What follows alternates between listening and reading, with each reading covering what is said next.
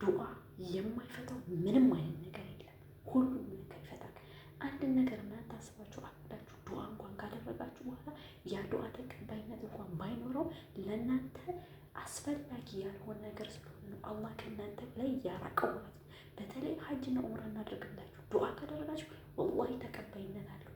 ምንም አይመለስባችሁ ለእኔ ስለሰራልኝ ነው። ስለዚህ ማንኛውም ነገር ስራ ስትሰሩ ዱዓ አድርጉ። በተለይ ዚክር አብዙ።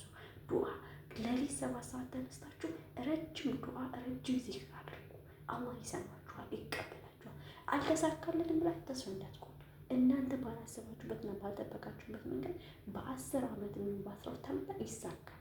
ያ ነገር እንኳን ባይሳካ በዛ ነገር ምትክ የሆነ ነገር አላህ ሱብሓነሁ ወተዓላ ይሰጣችኋል። ስለዚህ ዱዓ አድርጉ፣ ዱዓ አድርጉ፣ ዱዓ አድርጉ። ሌላ በተረፈ ዓላማችሁን ብቻና ብቻ ነው። ስለ ሰው አትፈትፍቱ።